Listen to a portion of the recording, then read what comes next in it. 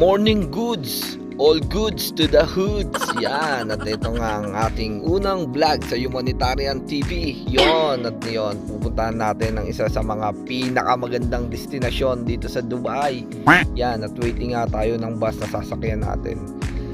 Ito na nga, dumating na ang bus. Magtatap tayo syempre kasi baka tayo mamulta. Yan, ito na, let's go! Yon, pupuntahan nga natin ang kakaibang mall dito sa UAE or dito sa Dubai, United Arab Emirates. Yan, pupunta tayo sa The Outlet Village. Yan, napakahirap puntahan itong destinasyon na to. Hindi natin alam kung bakit maraming pumupunta rito. Check natin kung bakit. Yan, dinaanan na din namin dito ang Legoland at ang Dubai Park. Yan, napakaganda dito sa lugar na to, grabe. Yun! At ito na nga, out na tayo ng bus, nagtap na tayo palabas at nandito na tayo ngayon sa The Outlet Village Mall. Yun, at first time nga nating nakarating dito mga kapatid, no? Ano nga bang meron na tayo mga kapatid? Yan, dito sa The Outlet Village, yan. First time nating mag-vlog na mga ganitong no? Kakaiba. Ang lapit na mall dito para siyang old school. Yan. Napakalayo na itong mall na to. Okay. Okay. Nako, pang mayaman pala itong mall na to. Grabe. Ito pala ang mall na rito. Ayan o. Ang galing na mall dito. Parang walang aircon. Ayan, bukas yung taso. Galing. Mga pangmayaman pala ito. Pangmayaman. Kaya pala napakalayo sa Kabiasnan. Tommy Hilfiger. Ayan. Mga branded. Parang may namimili ba rito? Mukhang hayayang buhay dito nga. Old schools. Sheesh. Ang galing. Ang ganda ng mall dito. Tropa natin, oh. Ay, grasya, oh. Grabe, pamamahalin pala ito rito. Ah, nagkita yung tropa. Ah, may tropa pala kami rito. Ayun. Grabe, mga mamahalin pala nandito. Angas ng mall, oh. Lupit talaga, oh, mga kapatid, oh. Ganda ng mall dito. Kaya nga lang pang mayaman. Ayun, may tropa tayo doon, dating katrabaho natin. Hey. Nice yun.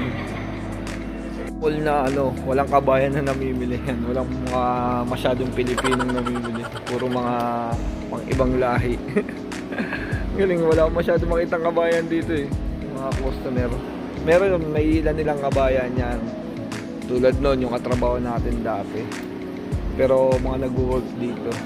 Umaasan yung asawa natin. Ah, Italy pala eh. Ganda, no? Yung kakain sana kami, kaya lang wala tayong pangkain. Ang mamahal ng mga pagkain dito. Mga customer pa lang mamahalin eh. Grabe. Sana all na lang talaga. Ako yung leader doon ng IBN tsaka Stan Smith.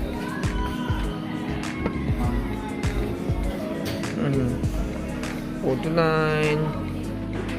Kala ko Samba. Superstar. Pero mas maangas to. Ganda na ito. Price 349 plus 30%. Nike rin dito. At yun, syempre pinasok natin ang ating paboritong brand. Yan, ang Nike Store.